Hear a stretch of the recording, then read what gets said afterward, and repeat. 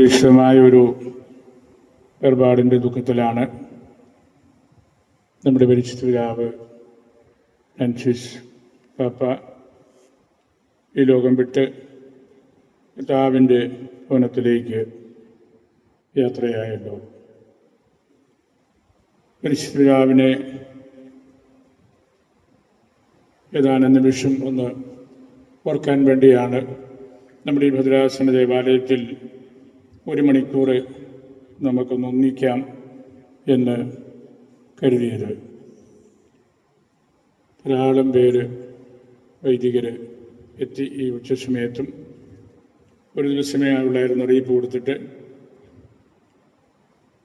John Paul രണ്ടാമൻ മാർപ്പാപ്പ കാലം ചെയ്തപ്പോഴും നമ്മൾ ഓഡിറ്റോറിയത്തിൽ ഇവിടെ കൂടുകയും സംസാരിക്കുകയും പ്രാർത്ഥിക്കുകയും എല്ലാം ചെയ്തതാണ്.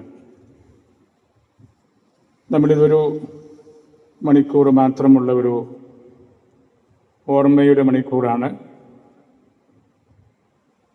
ഞാൻ ഏതാനും റിഫ്ലക്ഷൻസ് നമുക്കെല്ലാവർക്കും അറിയാവുന്നതാണ്. അപ്പായുടെ കാര്യം വായിക്കുകയും പഠിക്കുകയും ചെയ്യാത്തവർ ഇവിടെ ആരുമില്ല.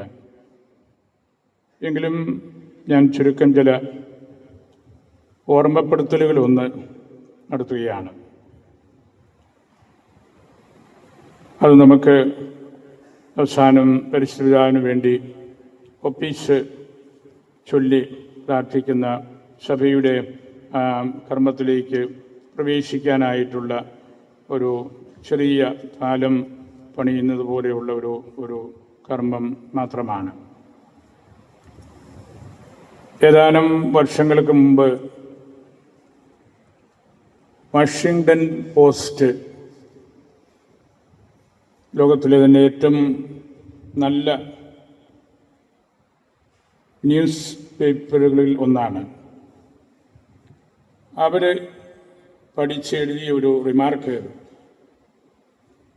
"We like to listen to this Pope because he speaks like Jesus, acts like Jesus, and is like Jesus." ഈ സ്റ്റേറ്റ്മെൻറ്റിന് വലിയ പബ്ലിസിറ്റി ലോകം മുഴുവനും കിട്ടിയിരുന്നു. ആ ഒറ്റ വാക്യത്തിൽ ഫ്രാൻസിസ് പരിശുദ്ധ പിതാവ് ആരായിരുന്നുവെന്നും എന്തായിരുന്നുവെന്നുമെല്ലാം നമുക്ക് കൃത്യമായിട്ട് അറിയാൻ സാധിക്കും. 1936 ഡിസംബർ 17 അർജന്റീനയിലെ ബ്യൂണസ് ഐറിസിൽ ജനിച്ച പാപ്പ യൂറോപ്പിന് പുറത്തു നിന്നുള്ള മാർപ്പാപ്പ എന്ന നിലയിൽ വളരെയധികം ശ്രദ്ധ നേടിയായിരുന്നു.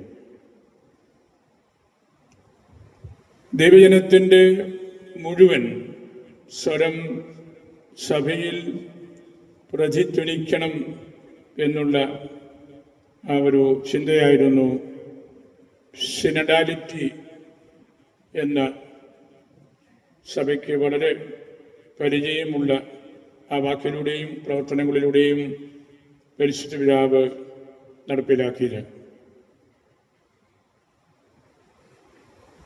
പരിശുദ്ധ പിതാവ് ഇടപെട്ട വിഷയങ്ങൾ വളരെ വൈവിധ്യമാർന്നതായിരുന്നു.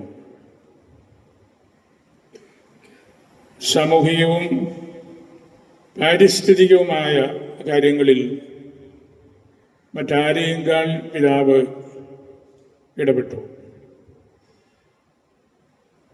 പിതാവ് എഴുതിയ ചാക്രിക ലേഖനങ്ങൾ, എൻസിക്ലിക്കൽസ്, ഞാൻ വൈദിക സമ്മേളനങ്ങളിലും വാർഷിക ധ്യാനങ്ങളിലുമൊക്കെ കുറേയെങ്കിലും അതിൽ നിന്ന് സംസാരിക്കുകയും പഠിപ്പിക്കാനായിട്ട് പരിശ്രമിക്കുകയും എല്ലാം ചെയ്തിട്ടുണ്ട്. ലൗദാത്തോ സി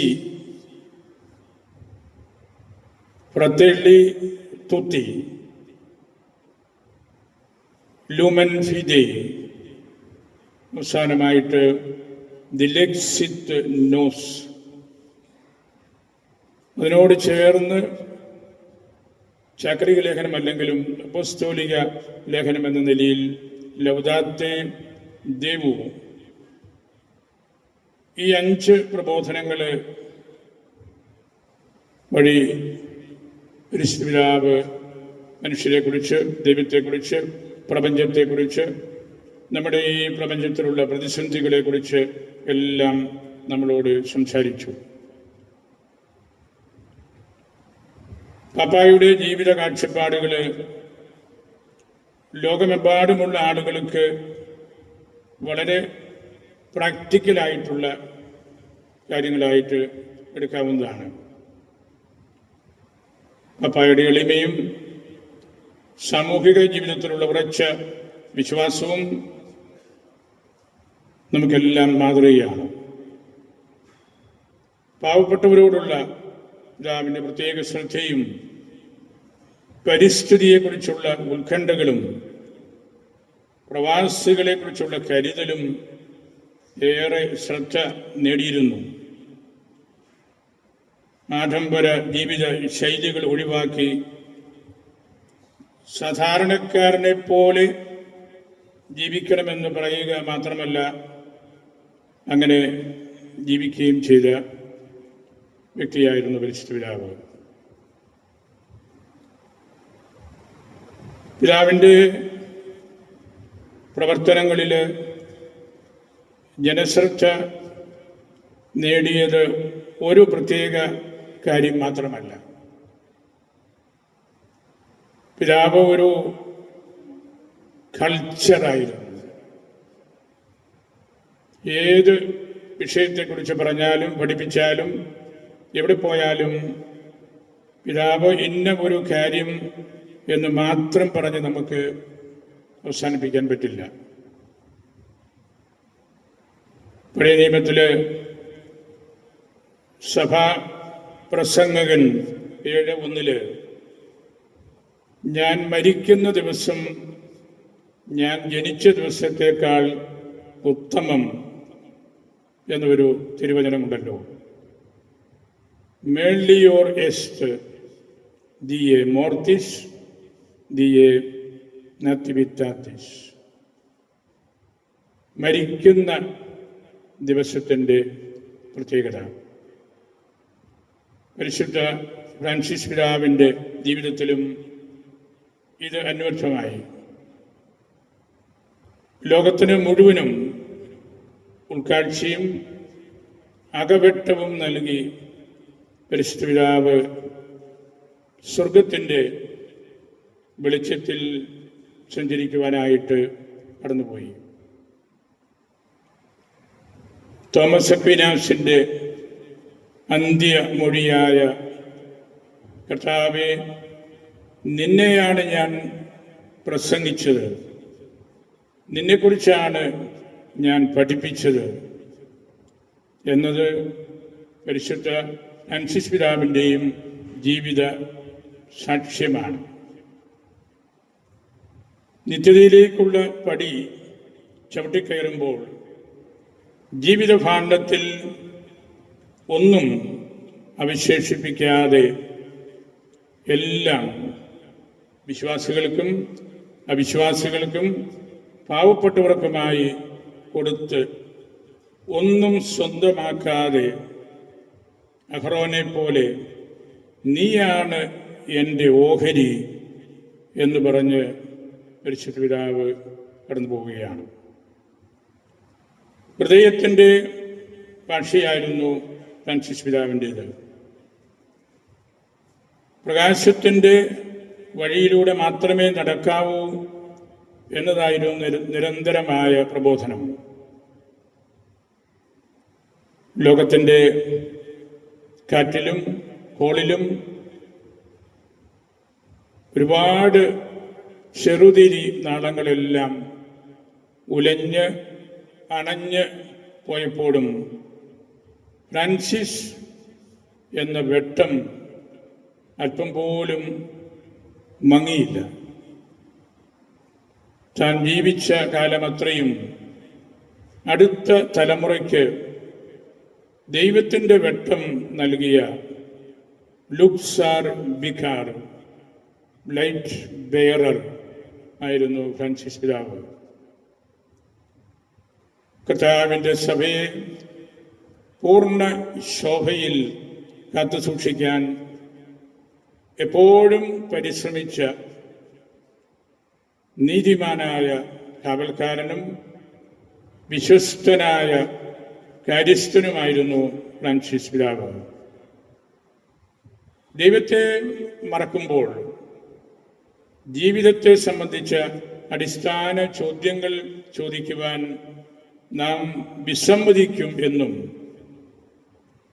ഉപരിപ്ലവവും ക്ഷണികവും കൺമുമ്പിലുള്ളവയും മാത്രമാകും മനുഷ്യൻ്റെ അന്വേഷണങ്ങൾ എന്നും പരിശുദ്ധ പിതാവ് നന്നായിട്ട് മനസ്സിലാക്കിയിരുന്നു.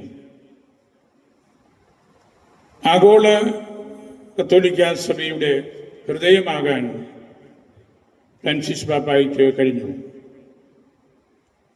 സഫലമായ ഒരു യാത്രയ്ക്ക് ശേഷമാണ്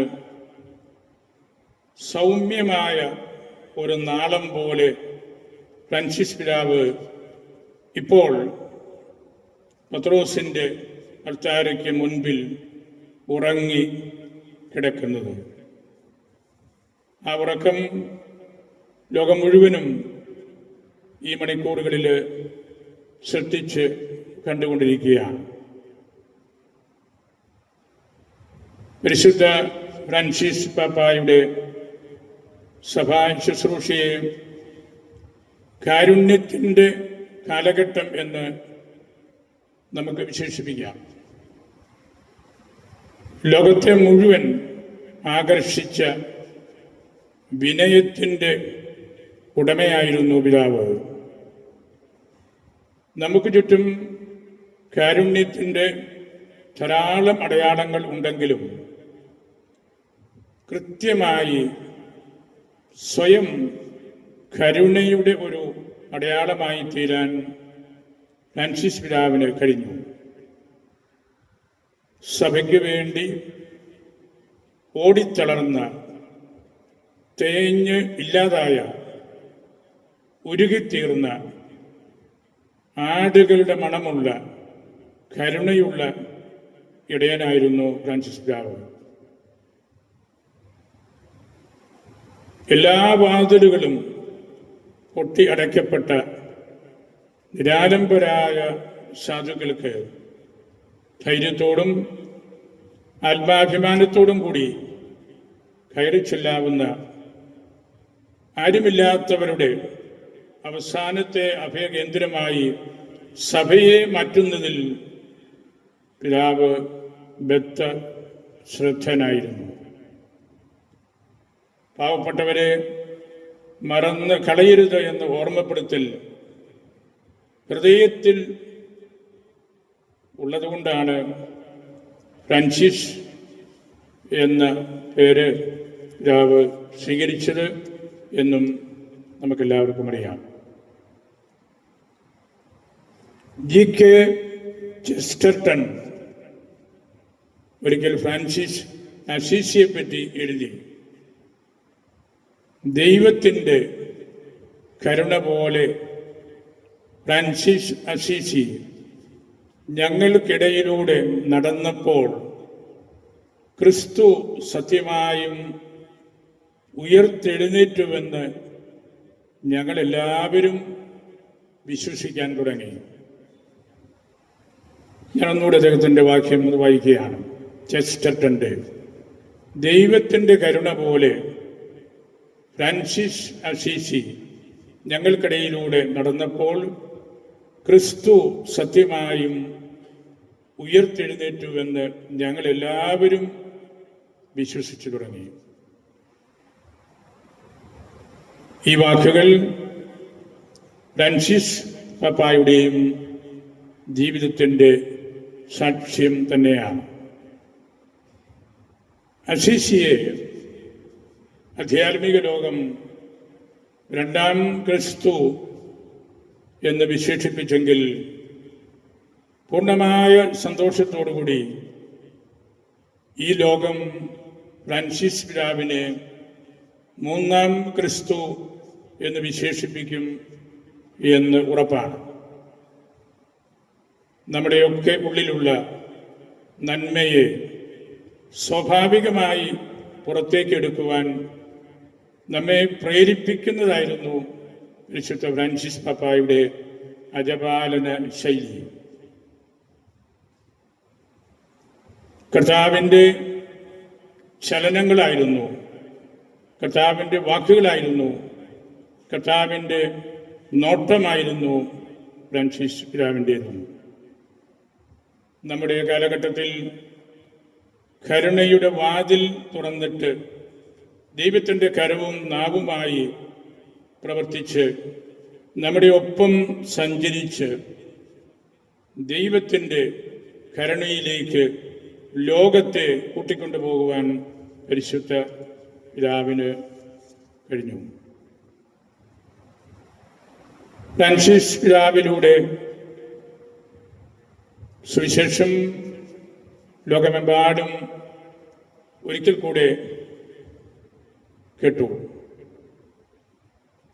എന്നും പുത്തനുള്ള തനിമയുള്ള വ്യാഖ്യാനങ്ങളിലൂടെ ജനങ്ങളുടെ ഹൃദയത്തിന് ആവശ്യമായ കാര്യങ്ങൾ നൽകിക്കൊണ്ടായിരുന്നു പരിശുദ്ധ പിതാവ് സംസാരിച്ചത്.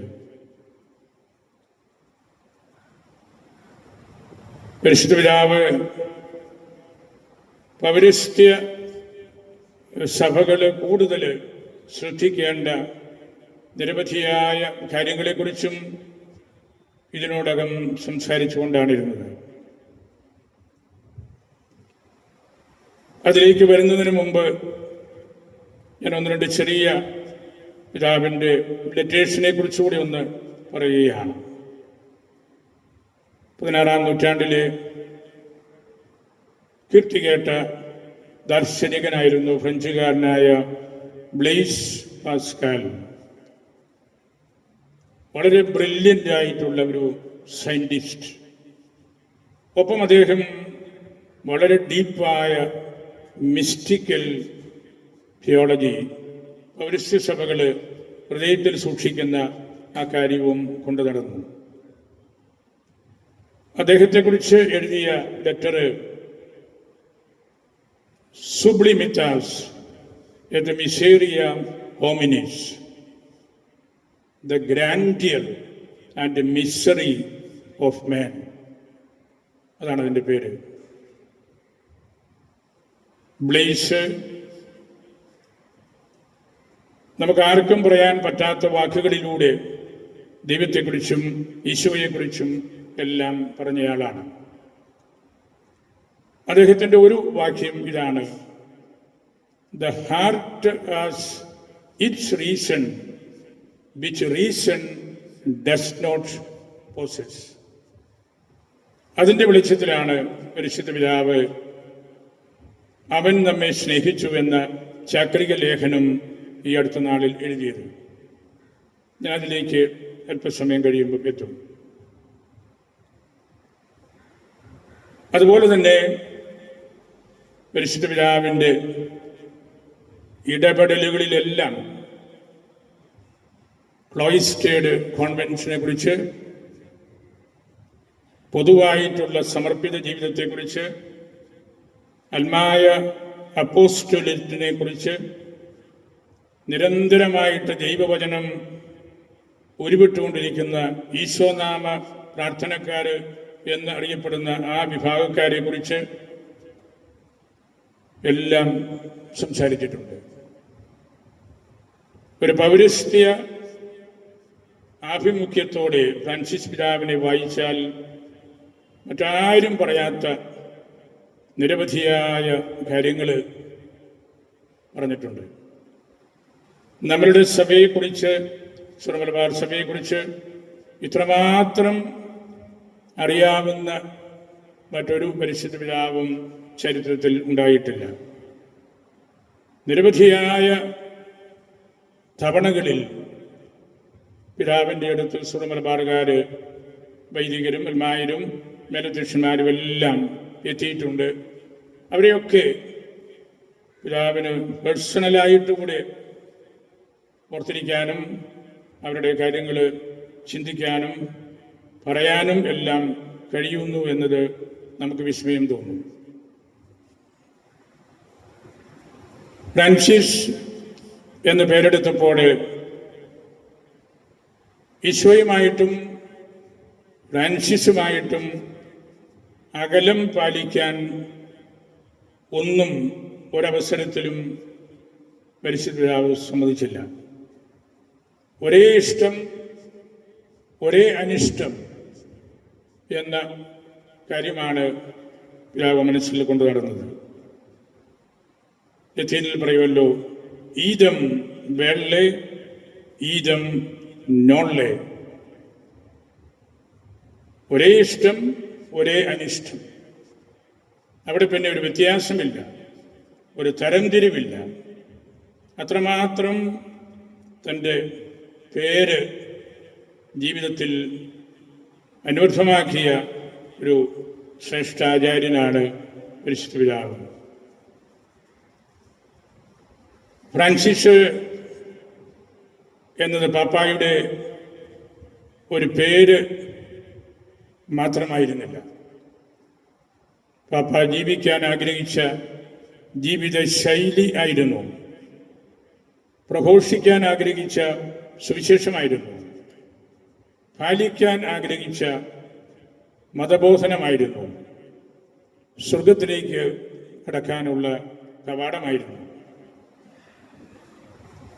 വിശുദ്ധ ഫ്രാൻസിസ് അസീസിയുടെ ആത്മീയതയുടെ അടിസ്ഥാന ഘടകങ്ങളായ ദാരിദ്ര്യാരൂപി, ജീവിത ലാളിത്യം, വിനയം, സകല ജീവജാലങ്ങളോടുമുള്ള സ്നേഹം, സമാധാനം, അനുരഞ്ജനം, സന്തോഷം, കൃതജ്ഞത നിറഞ്ഞ മനസ്സ് എന്നിവ പരിശുദ്ധ ഫ്രാൻസിസ് പിതാവിൻ്റെയും ആത്മീയതയുടെ മുഖമുദ്രകളായിരുന്നു. ഫ്രാൻസിസ് പിതാവ് ജീവിച്ചു കാണിച്ചു തന്ന ഫ്രാൻസിസ്കൻ ആത്മീയതയിൽ പ്രാർത്ഥനയും ധ്യാനവും ദരിദ്രരോടും അവഗണിക്കപ്പെട്ടവരോടുമുള്ള സ്നേഹവും ലോകം സൃഷ്ടിച്ച ആത്മീയ മൂല്യങ്ങളായിരുന്നു. പരിശുദ്ധ പിതാവ് എഴുതിയ ചാക്രിക ലേഖനങ്ങൾ ഞാൻ സൂചിപ്പിച്ചല്ലോ നേരത്തെ. സ്നേഹത്തിൻ്റെ ആനന്ദം, അങ്ങേക്ക് സ്തുതി, നാം സഹോദരർ, അവൻ നമ്മെ സ്നേഹിച്ചു എന്നിവ ഫ്രാൻസിസ്കൻ ടച്ചിൽ മെനയപ്പെട്ടവയായിരുന്നു. അതിൻ്റെ ഏറ്റവും വലിയ ഉദാഹരണമാണ് പാപ്പായുടെ തന്നെ വാക്കുകൾ. ഹൃദയത്തിൽ ദരിദ്രരായിരിക്കുക, അതാണ് വിശുദ്ധി. ശാന്തതയോടും വിനയത്തോടും കൂടി പ്രതികരിക്കുക, അതാണ് വിശുദ്ധി. മറ്റുള്ളവരോടൊത്ത് വിലപിക്കുന്നത് എങ്ങനെയാണെന്ന് അറിയുക, അതാണ് വിശുദ്ധി. നീതിക്ക് വേണ്ടി വിശക്കുകയും ദാഹിക്കുകയും ചെയ്യുക, അതാണ് വിശുദ്ധി. സ്നേഹത്തെ കളങ്കപ്പെടുത്തുന്നതിൽ നിന്നെല്ലാം ഹൃദയത്തെ കാത്തു സൂക്ഷിക്കുക, അതാണ് വിശുദ്ധി. ഞാൻ അത്യധികം ആഗ്രഹിച്ചു, ദെസിദേറിയോ ദെസിദറാവി എന്ന തിരുവെഴുത്തിലൂടെ ലിറ്റർജിയുടെ, ദൈവാരാധനയുടെ വളരെ ആഴമായ പ്രബോധനമാണ് നൽകിയത്. ലിറ്റർജിയെക്കുറിച്ച് ഇത്ര സമഗ്രമായ പഠനം വേറെ അധികം ഉണ്ടെന്ന് ഞാൻ കരുതുന്നില്ല. സീറോ മലബാർ സഭ അവരുടെ ആരാധനക്രമവും പൈതൃകവും അഭംഗുരം സൂക്ഷിക്കണമെന്ന് പരിശുദ്ധ പിതാവ് അത്യധികം ആഗ്രഹിച്ചിരുന്നു. പുരോഗതിയും വളർച്ചയും അച്ചടക്കവും ഉണ്ടെങ്കിൽ മാത്രം കൈവരിക്കാവുന്ന നേട്ടങ്ങളാണ് നമ്മുടെ ജീവിതത്തിൽ ഉണ്ടാകേണ്ടത് എന്ന് പരിശുദ്ധ പിതാവിൻ്റെ വലിയ ഒരു കാഴ്ചപ്പാടായിരുന്നു. സമൂഹത്തിലെ അങ്ങേയറ്റത്തെ അതിർത്തികളിൽ ജീവിക്കുന്നവരിലേക്ക് നമ്മളുടെ ഹൃദയം തുറക്കണം എന്ന കാര്യത്തിൽ പിതാവ് സഞ്ചരിച്ച 60-ലധികം രാജ്യങ്ങളിലും കൊടുത്ത സന്ദേശമതാണ്. സഭാമക്കളോടും മറ്റ് ഇതര മതവിഭാഗങ്ങളോടുമുള്ള പിതാവിൻ്റെ അടുപ്പം നമുക്കെല്ലാവർക്കും അറിയാവുന്നതാണ്. പിതാവ് എഴുതിയ ഏറ്റവും അവസാനത്തെ ചാക്രിക ലേഖനം ദിലെക്സിത് നോസ്, അവൻ നമ്മെ സ്നേഹിച്ചു എന്നതാണ്. അതേക്കുറിച്ച് ഞാൻ 2 നിമിഷം ഒന്ന് സംസാരിച്ചു കൊള്ളട്ടെ. പരിശുദ്ധ പിതാവിൻ്റെ അവസാനത്തെ ചാക്രിക ലേഖനം ശിഥിലമായ ലോകത്ത് യാഥാർത്ഥ്യത്തെ ഏകീകരിക്കുന്ന തത്വമായി മിശിഹായുടെ ഹൃദയത്തെ പരിശുദ്ധ പിതാവ് അവതരിപ്പിക്കുകയാണ്. ഈ ചാക്രിക ലേഖനം പ്രസിദ്ധം ചെയ്യുന്നതിന് മുമ്പ് പാപ്പ നടത്തിയ ഒരു പ്രഖ്യാപനം ഇതായിരുന്നു: കർത്താവിൻ്റെ സ്നേഹത്തെക്കുറിച്ച് ധ്യാനിക്കുന്നത് സഭാ നവീകരണത്തിൻ്റെ പാതയെ പ്രകാശിപ്പിക്കാനും ഹൃദയം നഷ്ടപ്പെട്ടതായി തോന്നുന്ന ഒരു ലോകത്തോട് എന്തെങ്കിലും സഹായിച്ചു കൊടുത്തു എന്നുള്ള കാര്യത്തിനും വേണ്ടിയാണ്. തുടർന്ന് പപ്പ പറയുന്ന വാക്കുകളാണ്: ജീവശാസ്ത്രം, മനഃശാസ്ത്രം, നരവംശാസ്ത്രം അല്ലെങ്കിൽ മറ്റേതെങ്കിലും ശാസ്ത്രം എന്നിവ ഹൃദയം എന്ന വാക്കിൻ്റെ അർത്ഥം വേണ്ട വിധം ഉൾക്കൊള്ളുന്നില്ല. ഹൃദയത്തിൽ നിന്ന് പരിവർത്തനം ആരംഭിച്ചുകൊണ്ട് ലോകത്തെ മാറ്റാൻ കഴിയും. പാപ്പായുടെ അടിസ്ഥാന തത്വമതാണ്. 3-ാം സഹസ്രാബ്ദത്തിലെ സ്ത്രീ പുരുഷന്മാർ ദൈവത്തെ അറിയാനും തങ്ങളെ തന്നെ അറിയാനും മിശിഹായുടെ ഹൃദയം ആവശ്യമാണ്. സ്നേഹത്തിൻ്റെ നാഗരികത കെട്ടിപ്പടുക്കാൻ അവർക്ക് അത് ആവശ്യമാണ്. ഈ ചാക്രിക ലേഖനം ആധുനിക ചിന്തയുമായി ആഴത്തിൽ ഇടപഴകുന്നുണ്ട്. തത്വചിന്ത ആരംഭിക്കുന്നത് ഒരു ശുദ്ധമായ ആശയത്തിലോ ഉറപ്പിലോ അല്ല, മറിച്ച് ഒരു ഞെട്ടലോടെയാണ് എന്ന മാർട്ടിൻ ഹൈഡഗറിൻ്റെ ഉൾക്കാഴ്ചയെ പാപ്പ ഈ ചാക്രിക ലേഖനത്തിൽ ഉദ്ധരിക്കുന്നുണ്ട്. ആഴമായ വികാരമില്ലാതെ ചിന്ത ആരംഭിക്കുന്നില്ല. അതിനാൽ ആദ്യത്തെ മാനസിക സങ്കല്പം ഒരു വികാര അനുഭവം ആയിരിക്കും. പാപ്പ പറയുന്നു, ഇവിടെയാണ് ഹൃദയം വരുന്നത്.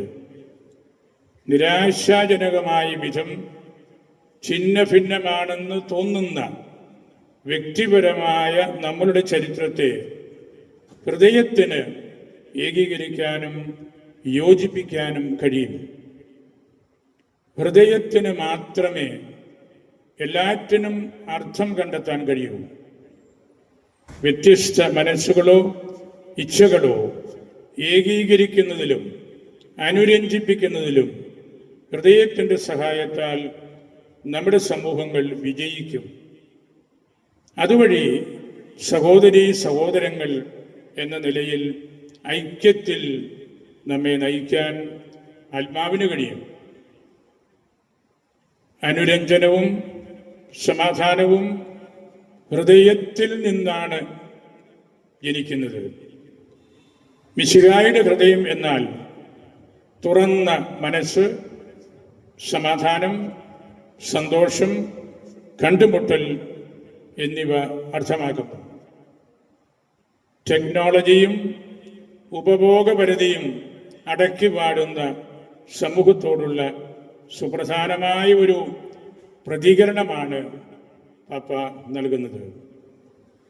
ഉപരിപ്ലവതയുടെ ഒരു കാലഘട്ടത്തിൽ എന്നതുപോലെ ജീവിക്കുകയും എന്തുകൊണ്ട് എന്നറിയാതെ ഒന്നിൽ നിന്ന് മറ്റൊന്നിലേക്ക് ഭ്രാന്തമായി പായുകയും നമ്മുടെ ജീവിതത്തിൻ്റെ ആഴമേറിയ അർത്ഥത്തെക്കുറിച്ച് ഉത്കണ്ഠയില്ലാതെ കമ്പോള സംവിധാനങ്ങളുടെ അതിഭക്തരായ ഉപഭോക്താക്കളും അടിമകളുമായി അവസാനിക്കുകയും ചെയ്യുന്ന നാം എല്ലാവരും ഹൃദയത്തിൻ്റെ പ്രാധാന്യം വീണ്ടും കണ്ടെത്തേണ്ടതുണ്ട്.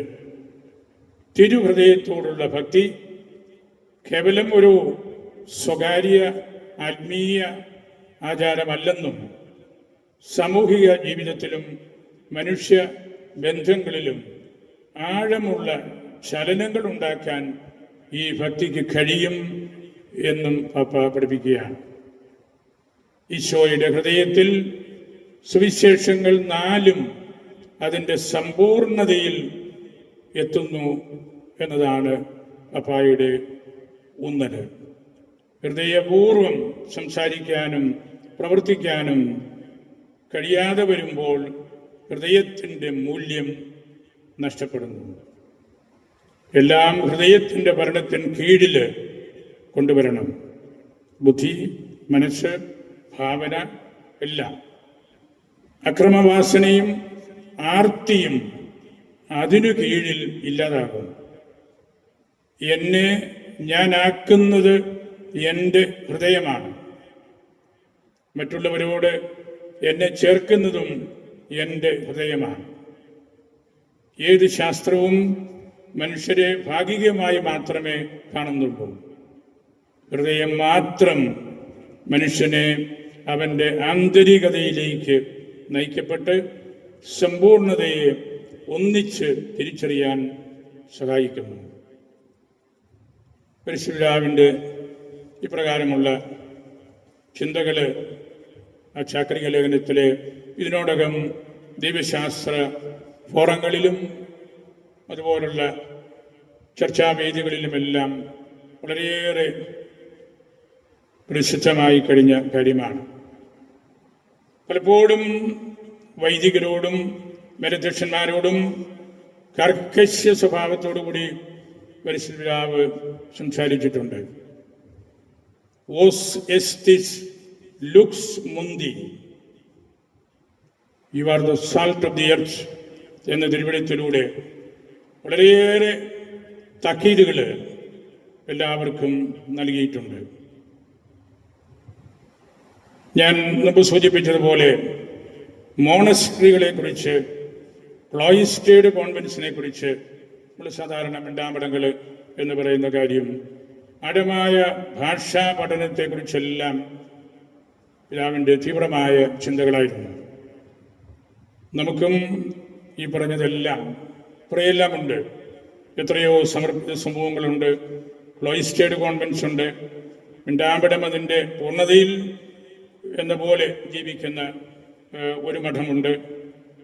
അതുപോലെ ഭാഷ, നമ്മുടെ ദേറാകൾ, സുറിയാനി ഭാഷയുടെ പ്രാധാന്യം, ഇതെല്ലാം പഠിക്കുന്ന സംവിധാനങ്ങളുണ്ട്. ഈ മിണ്ടാമടങ്ങളും മോണസ്ട്രികളും എല്ലാം ഗ്രേറ്റ് എവാഞ്ചലൈസേഴ്സാണ് എന്നാണ് പരിശുദ്ധപിതാവിൻ്റെ നിഗമനം. അവര് പ്രത്യക്ഷത്തിൽ അധികം സംസാരിക്കുന്നില്ലെങ്കിലും റാഡിക്കലായിട്ടുള്ള ഇവാഞ്ചലൈസേഷൻ നടത്തുന്നത് അവരാണ്. ഫ്രാൻസിസ് സാലസ് പരിശുദ്ധപിതാവിൻ്റെ ഏറ്റവും ഇഷ്ടപ്പെട്ട ഒരു വ്യക്തിയായിരുന്നു. അദ്ദേഹത്തിൻ്റെ ഓർമ്മദിനത്തിലും തോത്തും amoris എസ്റ്റ് on the 4th centenary of the death of Francis Sales, അതിമനോഹരമായ ഒരു പ്രബോധനമാണത്. അവിടെയെല്ലാം പൗരസ്ത്യ സഭകൾ ആദ്യകാലം മുതൽ കാത്തു സൂക്ഷിച്ച നിരവധിയായ കാര്യങ്ങൾ കൂട്ടിച്ചേർത്താണ് പഠിപ്പിക്കുന്നത്.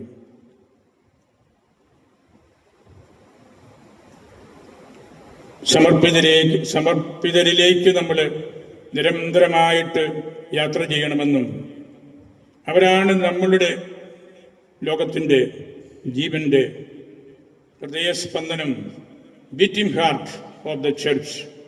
ഇന്ന് സമർപ്പിതര് എണ്ണം കുറയുന്നതിൽ പരിശുദ്ധരാവും വളരെയേറെ വേദനിക്കുന്നുണ്ട്.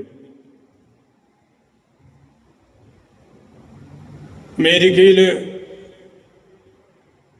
ഒരു മോണസ്ട്രിയിൽ ചെന്നപ്പോൾ പരിശുദ്ധ പ്രസംഗിച്ചു, may the monastery not be a purgatory but a family. ഒറ്റ വാക്യത്തിൽ അവിടെ പറയാനുള്ളതെല്ലാം പറഞ്ഞു. അപ്പം നമ്മളിങ്ങനെ നോക്കുമ്പോൾ പരിശുദ്ധ പിതാവ് പഠിപ്പിച്ച മേഖലകൾ നമ്മൾ നൂറ്റാണ്ടുകളിരുന്ന് പഠിച്ചാലും തീരുന്നതല്ല.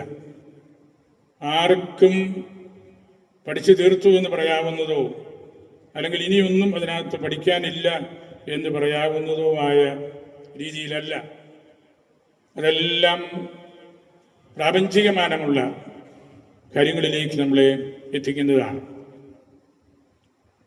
വരും കാലത്ത് ഞാൻ കരുതുന്നത് മൂന്നാം ക്രിസ്തുവിനെ കുറിച്ചുള്ള പഠനം വ്യാപകമായിട്ട് സർവകലാശാലകൾ ഏറ്റെടുക്കും എന്ന് തന്നെയാണ്. അത്രമാത്രം ഫ്രാൻസിസിൻ്റെ ആ ജീവിതത്തിൻ്റെ കുലീനത, സുവിശേഷത്തിൻ്റെ ലാളിത്യം ഒക്കെ വ്യക്തിപരമായ ജീവിതത്തിൽ പകർത്തിയ വ്യക്തിയാണ് പരിശുദ്ധ പിതാവ്. ഒരുവന്റെ ഹൃദയം, അതിൻ്റെ അകക്കാമ്പ് നഷ്ടപ്പെടാതെ സൂക്ഷിക്കണമെന്നത് പിതാവിൻ്റെ വേദനയോടുകൂടിയ ഒരു വാക്യമാണ്. ഈ സ്വത്വം പൂർണ്ണമാകുന്നത് സ്നേഹത്തിലാണ്. ലോക സമൂഹത്തിൽ ഹൃദയം നഷ്ടപ്പെട്ടതുകൊണ്ടാണ് യുദ്ധങ്ങളും വഞ്ചനയും സ്വാർത്ഥമോഹങ്ങളും എല്ലാം പെരുകുന്നത്. എല്ലാ യുദ്ധങ്ങൾക്കുമെതിരായി പരിശുദ്ധ പിതാവ് സംസാരിച്ചു. ഈ അവസാന നാളിൽ പോലും സംസാരിച്ചല്ലോ. തത്വചിന്ത വഴിമുട്ടുമ്പോൾ വിശ്വസിക്കുന്ന ഹൃദയം പ്രാർത്ഥിച്ചുകൊണ്ടിരിക്കും. ബുദ്ധിയുടെ വെളിച്ചമല്ല, ഹൃദയത്തിൻ്റെ തീയാണ് ഏറ്റവും പ്രധാനപ്പെട്ട കാര്യമെന്ന വിശുദ്ധ വനബന്ധൂരായുടെ വാക്കുകൾ പരിശുദ്ധ പിതാവിന് ഏറെ ഇഷ്ടപ്പെട്ടതായിരുന്നു. അതുപോലെയായിരുന്നു കാർഡിനൽ ന്യൂമാൻ്റെ ഖോർ ലൊക്കിത്തു, ഹൃദയത്തോട് സംസാരിക്കുന്നു എന്ന കാര്യവും. ഞാൻ അവസാനിപ്പിക്കുകയാണ്. പരിശുദ്ധ പിതാവിൻ്റെ മോട്ടോ മിസരാന്തോ അത്ക്വെ എലിജെന്തോ എന്ന ഒരു ലത്തീൻ വാക്യമാണ്. മത്തായിയെ ഈശോ വിളിക്കുന്ന ആ രംഗത്തെക്കുറിച്ച് സെയിന്റ് ബീഡ് എഴുതിയ ഒരു റിമാർക്കാണത്. മാർപ്പാപ്പ തന്നെ അത് പറഞ്ഞു. എനിക്ക് ആ ഇവൻറ്റും ഈ ഒറ്റ വാക്യത്തിലെ ആ ലത്തീൻ ഭാഷയുടെ ഒഴുക്കും, അതുകൊണ്ടാണ് ഞാൻ ഇത് അപ്തവാക്യമായിട്ടെടുത്തത് എന്ന്. മിസരാന്തോ അത്ക്വെ എലിജെന്തോ, കാരുണ്യപൂർവം അവനെ നോക്കി സെലക്ട് ചെയ്തു, വിളിച്ചു മത്തായിയെ. ആ വാക്യമാണ് സെയിന്റ് ബീഡിൻ്റെ ആ റിമാർക്കാണ് പരിശുദ്ധ ഫ്രാൻസിസ് പിതാവ് മോട്ടോ ആയിട്ട് എടുത്തതും. അതാണല്ലോ പരിശുദ്ധ പിതാവ് തൻ്റെ മേലധ്യക്ഷ ശുശ്രൂഷയിലൂടെ നടപ്പിലാക്കിയതും. നമുക്ക് സഭയുടെ വലിയൊരു ഭാഗ്യമായിരുന്നു. ഫ്രാൻസിസ് പിതാവ് നിർവചനങ്ങൾക്ക് അതീതമായി സമാനതകളില്ലാത്ത നേതൃത്വ മികവോടെ ഒരായുസ് മുഴുവൻ സുവിശേഷത്തിൻ്റെ മൂല്യങ്ങളെ ലോകത്തിന് പകർന്നു കൊടുത്ത വിശ്വപൗരനാണ്. ദൈവം നമുക്ക് നൽകിയ ഈ കാലത്തെ അമൂല്യ നിധിയായിരുന്നു. വില കൂടിയ രത്നമായിരുന്നു ഫ്രാൻസിസ് പാപ്പ. ലോകത്തെ മുഴുവൻ പ്രകാശിപ്പിക്കുന്ന വെളിച്ചമായിരുന്നു. 21-ാം നൂറ്റാണ്ടിൽ നമ്മുടെ ചിന്താമണ്ഡലത്തെ നിരന്തരം സ്വാധീനിച്ച പാപ്പ ഇനി ചരിത്രത്തിൻ്റെ ഭാഗമായി തീരുകയാണ്. നമുക്ക് പ്രാർത്ഥനാപൂർവം ഈ നാടുകളിലെല്ലാം പരിശുദ്ധ പിതാവിനെ ഹൃദയത്തിലെടുക്കണം. ശനിയാഴ്ച നമ്മുടെ എല്ലാ പള്ളികളിലും മഠങ്ങളിലും പരിശുദ്ധ പിതാവിന് വേണ്ടി കുർബാനയർപ്പിച്ച് ഒപ്പീസ് പ്രാർത്ഥിക്കും. അത് നമ്മുടെ രൂപത പരിശുദ്ധ പിതാവിന് നൽകുന്ന ഏറ്റവും വലിയ സമ്മാനമാണ്. ഇന്ന് ഈ ചുരുങ്ങിയ മണിക്കൂറുകൾക്ക് മുമ്പുള്ള അറിയിപ്പിലും നമ്മുടെ അച്ഛന്മാർ നിരവധിയായ ആളുകൾ ഓടിയെത്തി പ്രാർത്ഥിച്ചു. അതുപോലെ സിസ്റ്റേഴ്സും സാധിക്കുന്ന വിധത്തിലൊക്കെ പാസ്റ്ററൽ കൗൺസിൽ അംഗങ്ങളുമെല്ലാം. സർവോപരി നമ്മുടെ വലിയ പിതാവിൻ്റെ സാന്നിധ്യം നമുക്കെന്നും ഉറപ്പും ബലവും ശക്തിയും നൽകുന്നതാണ്. പരിശുദ്ധ പിതാവിൻ്റെ ചിന്തകൾ ഇനിയും നമ്മൾ കൂടുതൽ വായിക്കണം, പഠിക്കണം. അത് നമ്മുടെ ജീവിതത്തിൻ്റെ കുറവുകൾ മാറ്റി ഈശോയുടെ സുവിശേഷ പ്രഘോഷകരായിട്ട് കൂടുതൽ മാറാനുള്ള ഒരു വേദിയായിട്ട് പിതാവിൻ്റെ ഈ വേർപാടിനെ നമ്മൾ എടുക്കണമെന്ന് ഞാൻ ഒരിക്കൽ കൂടി ഓർമ്മിപ്പിക്കുകയാണ്. നിങ്ങൾ ഈ ഒരു മണിക്കൂറോളം ഈ ഭദ്രാസന ദേവാലയത്തിൽ പ്രാർത്ഥനയിൽ ആയിരുന്നു. നമ്മൾ പരിശുദ്ധ പിതാവിനെക്കുറിച്ച് മാത്രമുള്ള ചില ചിന്തകളിൽ ആയിരുന്നു. നമുക്ക് പിതാവിനോടുകൂടിയായിരിക്കാം. പരിശുദ്ധ പിതാവിന് വേണ്ടി നമ്മളിപ്പോൾ ഒപ്പീസ് ചൊല്ലി പ്രാർത്ഥിക്കുകയാണ്. അതോടുകൂടി നമ്മുടെ ഈ കൂടി വരവ് അവസാനിക്കും.